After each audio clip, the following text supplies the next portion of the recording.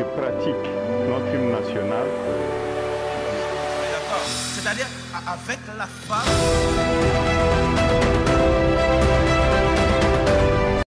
Durant la CAN que les joueurs du Congo ont mis en avant le génocide qui se passait au Congo. Ce n'est pas quelque chose de nouveau, ce n'est pas un nouveau massacre qui vient de se déclarer, c'est quelque chose qui se perpétue depuis une vingtaine, une trentaine d'années. Le Congo est régulièrement attaqué par le Rwanda, soit directement dans le passé par le Rwanda ou via des groupes armés que le Rwanda finance. Mais qui finance le Rwanda ? Comment un petit pays comme le Rwanda peut affronter un géant comme la RDC sans avoir des alliés obscurs derrière eux? Lorsqu'il y a un crime, qu'est-ce que l'enquêteur se pose comme question? En premier, à qui profite le crime?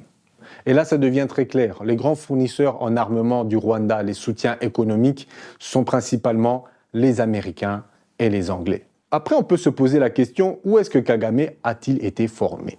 Eh bien, il a été formé aux États-Unis. C'est pour ça qu'en revenant, après le génocide, lorsqu'il a pris le contrôle du pays, il a changé la langue nationale. Ils ont viré les Français, il est rentré dans le Commonwealth, et maintenant la langue officielle du Rwanda, ce n'est plus le français, mais l'anglais. Les Français ont perdu des positions, et puis vous remarquez aussi dans le Sahel, les Français sont en train de perdre position, mais les Américains essayent d'y rester. Sous prétexte qu'il ne faut pas qu'il y ait l'influence russe qui prenne le dessus. Mais en fait, j'ai remarqué que un peu partout dans le monde, les Américains essayent de reprendre le contrôle de ce qu'ils avaient laissé auparavant aux Français. Et vu que les Français sont un peu à but de leur personne, ils pensent que voilà, ils sont encore dans le temps de Napoléon et qu'ils ont encore ce pouvoir-là, alors que ce pouvoir-là, il fallait continuer à le travailler. Ils l'ont perdu, mais ils restent accrochés avec cette image de la grande France. Mais voilà, on peut constater que maintenant, c'est une force moyenne dans l'échiquier mondial. Donc après Mobutu, les Américains se sont rendus compte qu'il est très difficile de contrôler le Congo. Ils n'avaient plus une personne puissante comme le maréchal Mobutu. Alors la solution pour eux, c'était de créer le chaos. Et Kagame s'est porté volontaire pour être justement l'instigateur de ce chaos. Il est plus facile pour les Américains d'avoir plusieurs groupes divisés et de négocier avec eux que d'avoir une personne qui pourrait devenir surpuissant et à l'instar de l'Arabie Saoudite, à qui ils ont confié trop de pouvoir durant ces années et qui commence maintenant à se rebeller, quitte à ne plus vendre en dollars leur pétrole et à s'allier aux BRICS. Ils ne veulent pas qu'un géant comme le Congo ait un grand leader qui maîtrise la situation, l'ensemble du pays et de ses richesses et devient un acteur principal dans l'échiquier mondial. Et c'est comme ça que les États-Unis, avec l'Angleterre, ont commencé à financer le Rwanda qui a commencé à déstabiliser le Congo pour pouvoir extraire les minerais. Dans l'histoire du Congo, on peut noter que les Américains n'ont jamais été des alliés fiables. Vous pouvez remarquer que lorsqu'on parle de la mort de Lumumba, le nom de la CIA ressort principalement. Les Belges ont contacté la CIA pour avoir l'autorisation d'éliminer Patrice Lumumba et ils passent par le général Mobutu justement pour arriver à leur fin. Avec le temps, est-ce que les choses ont changé? Non, parce que maintenant ils passent par Kagame pour créer le désordre en RDC afin de pouvoir tirer les richesses. Alors beaucoup de gens se demandent pourquoi est-ce qu'ils ne feraient pas juste une alliance avec le Congo et comme ça prendre directement les richesses du Congo au Congo au lieu de passer par Kagame. Eh bien parce que ça coûte beaucoup moins cher. Déjà de 1, mais je pense que la principale raison, c'est qu'ils ne veulent pas que le Congo devienne un géant mondial.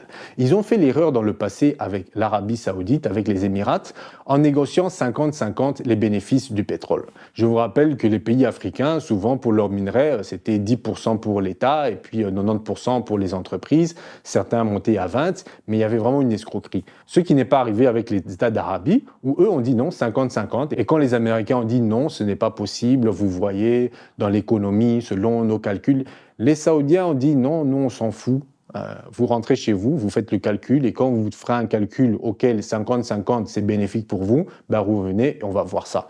Les Américains sont revenus mais avec une condition en disant ok, mais vous devez vendre votre pétrole uniquement en dollars dans le monde entier. Les Saoudiens ont dit ok, ça va, le reste du monde sera biaisé mais nous on va en profiter. Et au fil du temps, l'Arabie Saoudite a pu avoir une économie florissante grâce à ses bénéfices de 50-50 et ils sont arrivés à un niveau où ils commencent à tenir tête aux États-Unis. Ils commencent à faire des alliances avec la Russie, avec le BRICS et là ça gêne les États-Unis parce qu'ils n'ont plus de moyens de pression étant donné que l'Arabie Saoudite est en position de force. Ils ne veulent pas que ça arrive avec le Congo, alors pour eux il est plus intéressant de maintenir le chaos que de faire un arrangement même si tous les partis seraient gagnants-gagnants. Vaut mieux pour eux d'être les gagnants seuls et que le Congo reste dans l'instabilité. Ils savent très bien que le Rwanda ne pourra jamais atteindre le niveau de richesse du Congo le Congo avait le contrôle de ses frontières. C'est pour ça que pour eux, il est préférable de s'allier avec le Rwanda, car pour eux, il suffit de couper le robinet pour que le Rwanda ait des problèmes. Je vous rappelle que le Rwanda, l'économie du Rwanda est majoritairement subventionnée par les aides internationales. Beaucoup de gens pensent que le Rwanda, c'est un miracle économique, que les affaires fonctionnent, mais si vous allez bien regarder, c'est parce qu'ils reçoivent énormément de subventions des pays occidentaux. Est-ce que cela vous étonne ? Lorsque vous voyez comment les États-Unis se comportent, lorsque Israël commet des crimes, c'est les États-Unis qui mettent leur veto pour les appuyer, vous comprenez leur état d'esprit. Beaucoup de gens ne comprenaient pas lorsque je parlais de la Palestine, de ce qui se passait en Israël. Il y a des Congolais qui me disent « Mais pourquoi tu ne parles pas du Congo ?» Parce que je voulais bâtir